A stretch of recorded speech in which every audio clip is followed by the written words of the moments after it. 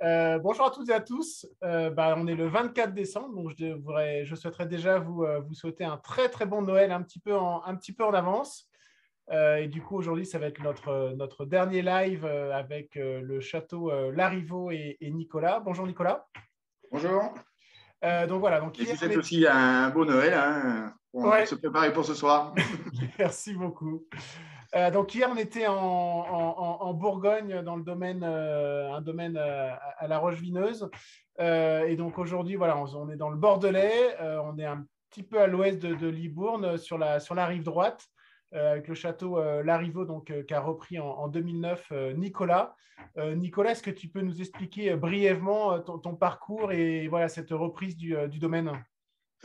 Voilà, mon parcours, alors, c'est assez original puisque je suis bourguignon d'origine. Je suis venu à Bordeaux ça va faire 30 ans maintenant, pour 3 mois.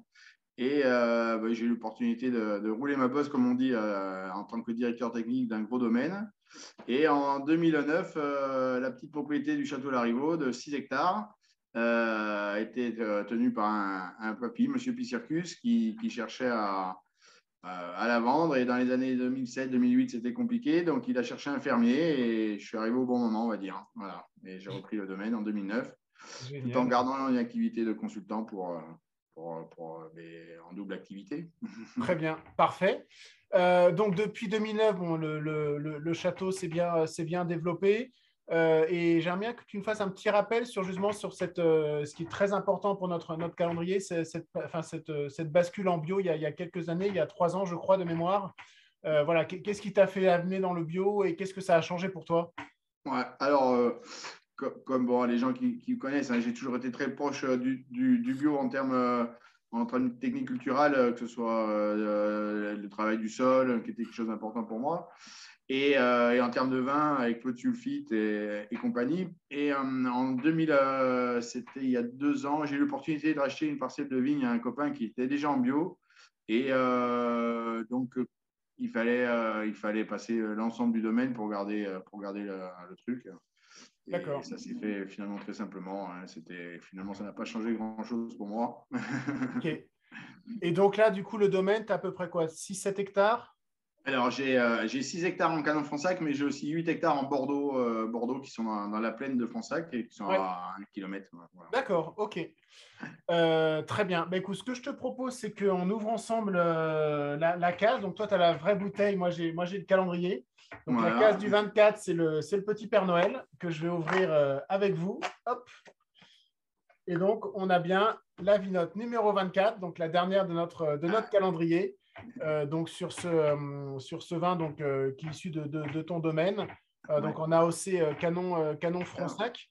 On est sur quel type de cépage d'ailleurs Alors, pour cette on est sur appellation? 100% Merlot. Le domaine, quand j'ai repris, était exclusivement planté en Merlot, bon, qui est quand même un des terroirs phares de la région. Ouais. Et quand je me suis installé, j'ai planté d'autres cépages, notamment du Cabernet Franc, mais cette cuvée est vraiment 100% Merlot. Ok, bon, et ben à ce moment-là, ce que je te propose, c'est qu'on l'ouvre ensemble et puis qu'on commence doucement à la goûter. Hop. Alors, quelle est selon toi la particularité de ce vin? Alors, je vais peut-être pas avant le goûter dans sa vinification et dans son élaboration. Qu'est-ce qui te tient à cœur à Alors, partager avec nous? déjà, le château Larriveau, c'est vraiment l'emblème du château, hein. C'est vraiment tout le coteau qui est devant la propriété, un très beau coteau exposé plein sud, sur un terroir argilo-calcaire. Mhm. Mes autres cuvées étant plus signées sur des petites parcelles. Là, c'est vraiment le cœur de la propriété. Et l'une des caractéristiques de cette cuvée, c'est qu'elle a un élevage de 36 mois, donc 12 mois en cuve et 24 mois en barrique, dans des barriques de 400 litres, donc des grosses barriques pour ne pas apporter trop d'arômes boisés, hein. C'est plus Mhm. pour apporter, je dirais, le bois. Pour moi, c'est le sel et le poivre de la cuisine, hein. Voilà, donc c'est une cuvée qui a déjà qui est bien affinée en fût, et donc on a déjà quelque chose de très, très, très facile à boire. Ok, top. Bon, et ben écoute, je propose qu'on la goûte doucement. Alors c'est vrai, hein, c'est typique des vins de Bordeaux. Et là, on voit tout de suite qu'il y a un œil. Enfin, au niveau de l'œil, on est vraiment sur une note très, on va dire, une robe très grenat, un grenat intense. C'est comme ça que tu la qualifierais? Oui, bah, tout à fait. On a quand même des belles couleurs. On a la chance dans nos régions d'avoir des cépages où la couleur n'est pas trop le problème, hein. Ouais. Et donc, on a vraiment on est le grenard, des petits reflets rubis avec une couleur assez profonde, hein. On a Ouais. toujours des couleurs. Alors, au nez, je trouve que ça il y a une effervescence de fruits rouges, On est vraiment, ouais, oui. et Moi, un ce que peu de je trouve poivre. toujours, c'est ces petites touches de petits fruits rouges avec des petits points de griotte, d'épices. Ouais. Le nez est déjà bien ouvert, hein. On a déjà des vins qui sont bien expressifs. C'est un 2016, hein, donc Ouais. c'était un très beau millésime et bon, il commence à être à maturité. Alors, ça veut dire quoi? C'est un très beau millésime en termes de Ouais. quantité, de qualité? Alors, alors, c'est une année exceptionnelle, on avait les deux. On Ouais. avait quantité, qualité, c'est-à-dire qu'on avait des gros raisins, parce que la fleur s'était très bien passée, donc des belles grappes, et avec un super ensoleillement qu'on a pu amener à terme complet de maturité, avec des jolis tanins, des arômes. Et le fait d'avoir des rendements, enfin des grosses grappes, ça, on n'est pas tombé dans le piège de la concentration, d'avoir des vins des fois trop puissants, un peu alcooleux. Alors, ce qui permet d'avoir ce vin assez fin, avec un nez, justement, comme dit, assez aérien, avec beaucoup de complexité. D'accord, ok. Bon, on va le goûter, hein?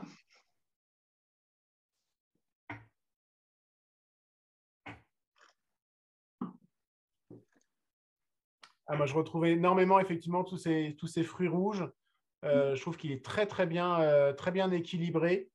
Et puis, je trouve qu'il y a également en bouche, il est très soyeux. Je ne sais pas, Ça. qu'est-ce que tu en penses? Mais, je crois que on en parlait en début de l'élevage, et c'est l'élevage assez long, de 24 mois en fût de 400 litres. Ça apporte de la complexité et aussi ça pollue les tanins. Je dis souvent, des élevages longs en barrique, c'est comme quand vous cirez un meuble, à la fin, il prend une patine. Et bien, ces élevages de 24 mois en fût donnent cette patine. Donc, on a peu d'arômes boisés, vanillés. On est vraiment sur la complexité des petites touches d'épices qui viennent vraiment réveiller le fruit et avoir quelque chose de Ouais. très agréable à boire. C'est un vin qu'on peut, alors tu dis, il commence à être à maturité, c'est un vin qu'on peut garder longtemps en cave? Alors, oui, ça se garde très bien. Il est à maturité, mais comme on en revient à ces élevages longs, en fait, où une grosse partie des échanges de polyphénols se sont faits, le vin a pris sa stabilité, en fait. Et moi, bon, j'ai le recul que depuis 2009, mais les 2009 se goûtent très, très bien encore aujourd'hui. Et donc, je ne Ok, suis pas inquiet. La garde sera très bonne. top. Et si on devait l'accorder avec, alors peut-être pas un plat pour le 24 décembre au soir, quoique, Ouais. quel serait selon toi le meilleur accord sur ce type de vin? Moi, j'aime beaucoup avec le Château Larriveau, c'est des plats un petit peu canaille en sauce, les blanquettes de veau. Bon, dans la région, les bourguignons, mais voilà, c'est ces plats où on va pouvoir profiter de la longueur en bouche du vin Ouais. sans avoir besoin de quelque chose de trop riche pour fondre les tanins, Ouais. qui sont déjà fondus. Et sur un fromage, tu mettrais quoi comme type de fromage? Les fromages, mais les fromages pas pareil, pas forcément les plus forts, hein. Genre, on peut faire des reblochons, des chèvres, enfin les fromages comme ça. On n'a pas besoin Ouais, d'avoir quelque chose de trop marqué. Le vin est déjà assez fondu pour. d'accord. Bon, bah, c'est top. Parfait, parfait. Écoute, Nicolas, je voulais te remercier pour ce partage et d'avoir un petit peu pu. On a pu rentrer grâce à toi dans le cœur du domaine et du château, en savoir un peu plus sur l'histoire, sur la vinification, et puis également sur tes conseils en termes de dégustation de ce vin. Peut-être dernière question, en termes de température de service, qu'est-ce que tu nous recommandes comme température de service sur un vin comme Alors, ça? moi, j'ai toujours un certain goût pour les vins pas trop chambrés, c'est-à-dire pas trop chaud, hein. Donc, moi, j'aime bien servir même les rouges entre 16 et 18. Et Oui, sachant il se réchauffe très vite dans le verre, on a quand même tendance à surchauffer les vins, les maisons maintenant, hein. On est souvent dans les maisons à plus de 20 degrés. oui. Et moi, j'ai le souvenir de mon père qui couvrait la bouteille vachement à l'avance et en le buvait, il était chaud, quoi. Ouais, c'est quand même dommage. Ouais. Ouais, d'accord, ok. Bon, bah écoute, un énorme merci pour ce partage. Enchanté Je et te content dis à de très faire vite. profiter de ce Château Larivot 2016 à toute l'équipe. Voilà, bah c'est gentil. En tout cas, pour nous, ça a été un véritable coup de cœur avec l'équipe, Thierry, et puis tous les gens qui nous accompagnent et qui avaient participé au comité dégustation. Et puis, bah, du coup, pour ce dernier live sur notre calendrier de l'Avent 2021, je vous souhaite à tous un excellent Noël, de bonnes fêtes de fin d'année, et je vous dis à très, très vite. Merci beaucoup et au revoir. Joyeux Noël à tous. Au revoir, merci.